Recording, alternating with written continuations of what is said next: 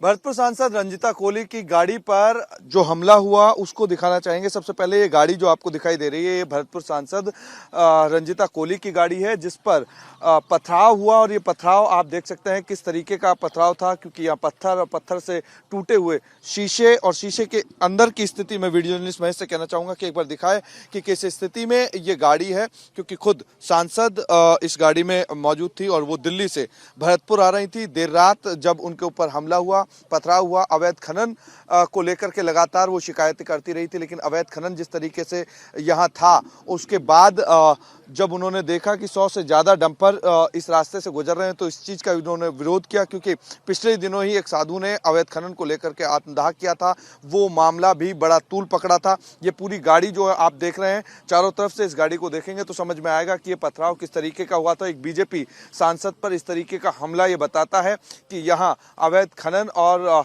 जो यहाँ के अपराधी हैं उनका कितना बड़ा बोलबाला है। और ये गाड़ी जो है, ये गाड़ी इसी रास्ते पे थी। और पीछे देखेंगे आप सामने जो डंपर हैं, ये जो गाड़ियाँ हैं जिसमें पत्थर भरे हुए थे।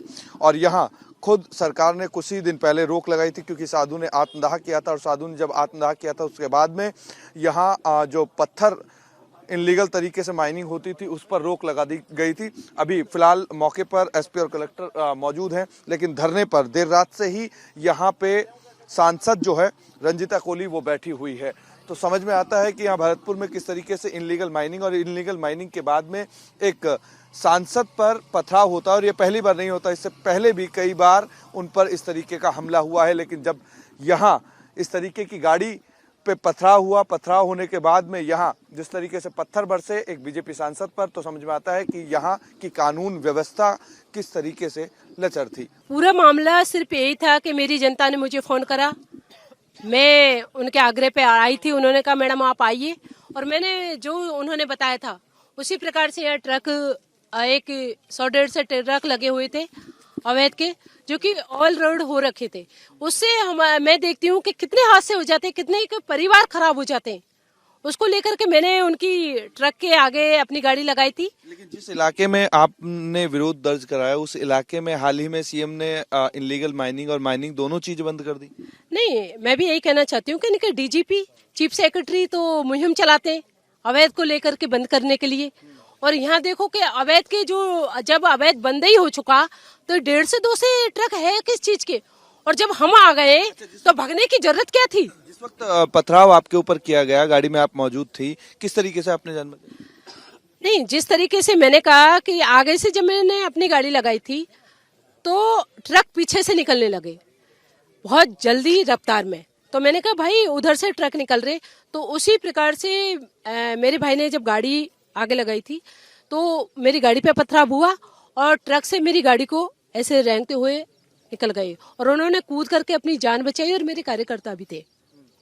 लेकिन यहाँ पे जो ट्रक आपने रोके थे वो ट्रक कहाँ गए?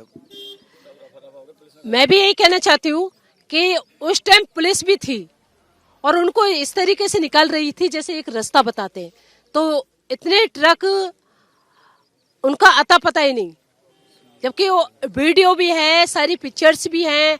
जो आपने वीडियो डाला, जो आपने अपने फेसबुक अकाउंट पर लाइव किया, उसमें सैकड़ों ट्रक दिखाई दे रहे हैं। तो वो सैकड़ों ट्रक एक सांसद की मौजूदगी में धरना यहाँ होता है, पथराव यहाँ होता है, और वो सारे ट्रक निकल जाते हैं। किसकी शय पे निकले? नहीं, बिल्कुल पुलिस प्रशासन की शय पे, मिली भगत जायदा खान की शय पे संरक्षण में काम हो रहा है, इसलिए ट्रक निकल गए। सारी मिली भगत हो करके ये ट्रक निकल रहे हैं और अवैध खनन पूरी तरीके से चल रहा है। साधु ने आत्मदाह अभी इसी इलाके में किया था, जिस इलाके में आप अभी धरना प्रदर्शन कर रही हैं, धरने पे बैठी हुई हैं, उसको बीते 15 दिन भी नहीं हुए हैं। लेकिन बावजूद इसके उस वक्त भी पुलिस का फेलियर रहा, इस मामले में पुलिस का फेलियर रहा। किस तरीके से देखती हैं?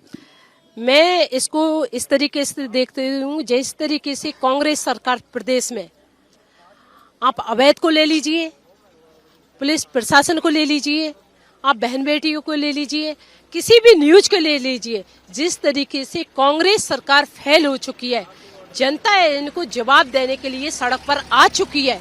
तो मैं सिर्फ इतना ही कहना चाहूंगी कि जिस तरीके से हमारे संत विजयदास महाराज जी ने भी एक अवैध को लेकर के आत्मदाह करा था और उनको भी इंसाफ के नाम पर सिर्फ इतना ही मिला कि इनके डीजीपी और चीफ सेक्रेटरी यही कहते हैं कि अवैध खनन को लेकर के हम मुहिम चला रहे हैं बंद करने की, लेकिन इनसे कुछ होगा नहीं, इसलिए क्योंकि ये अवैध खनन को रोक ही नहीं पा रहे। किसके इशारे पर ये अवैध खनन पूरा हो रहा है और किसके इशारे पर ये फेलियर रहा है पुलिस का?